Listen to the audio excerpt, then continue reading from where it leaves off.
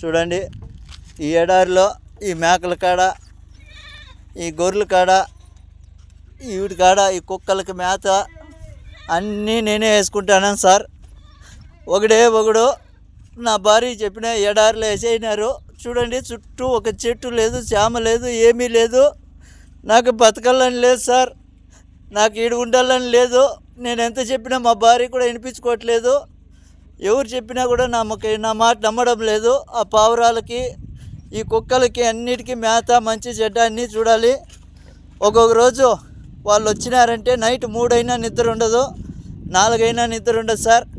కోళ్ళకి, ఇక్కడ బాతులకి, ఇట్లా కోళ్ళకి అన్నిటికీ మేత చూసుకోవాలి.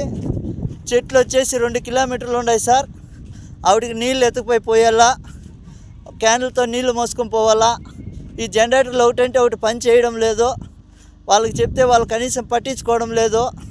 మొన్న మోటార్ చెడిపోతే మోటార్ కూడా కనీసము రిపేర్ చేయించుకొస్తానని ఎత్తుకుపోయినాడు, ఇంతవరకు తేలేదు సార్.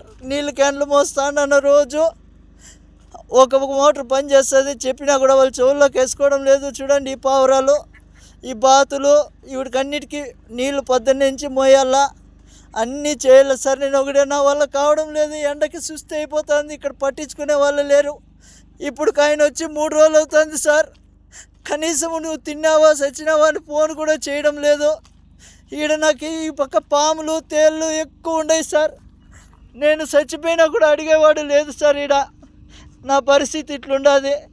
నాకు దయచేసి ఎవరైనా సాయం చేయండి సార్. ఈ ఎడారి నుంచి నన్ను బయట వేసేయండి, ఇంటికి వచ్చేస్తాను.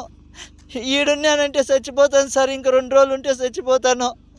నా వల్ల కావడం లేదు సార్. చూడండి, చుట్టుకారము ఒక చెట్టు లేదు, చేమ లేదు, ఒక మనిషి మాట్లాడేవాడు కూడా లేడు సార్. ఈడ నాకు కనీసం మాట్లాడించేవాడు లేడు. తిన్నావా చచ్చినావా, ఏంపా ఎట్లుండదు అని అడిగేవాడు లేదు సార్. నాకు నా బిడ్డలు గుర్తొస్తున్నారు, నేను బతకలేను సార్. ఈడ దయచేసి ఎవరైనా నన్ను సాయం చేయండి. ఈ కోవిడ్ నుంచి నన్ను బయటపడేయండి సార్. ఏం చెప్పినా కూడా ఏజెంట్ కూడా కానీ నా మాట వినడం లేదు సార్. డబ్బులు కట్టు అంటున్నారు. నా కాడ అంత డబ్బులు లేదు. ఏం చేసేది సార్, నేను కూలి చేసుకుంటేనే పని జరుగుతుంది.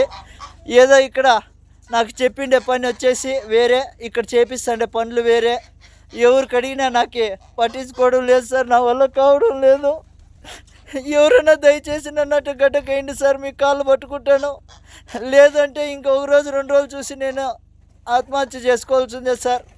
నా వల్ల కావడం లేదు. మీకు ఎవరికన్నా కానీ దయ ఉంటే నా పైన కొద్దిగా దయ చూపించండి.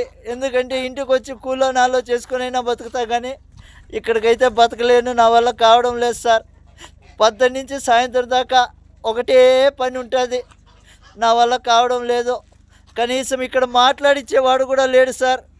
నా కర్మ వద్దు. ఇక్కడ నేను ఎంత బాధపడతానంటే అంత బాధపడతాను. మా భార్యకి ఫోన్ చేసి చెప్తే, నాకా డబ్బు లేదబ్బా, నేనేం చేసేది, నేను ఎక్కడి నుంచి తీసుకురావాలి అందంటుంది.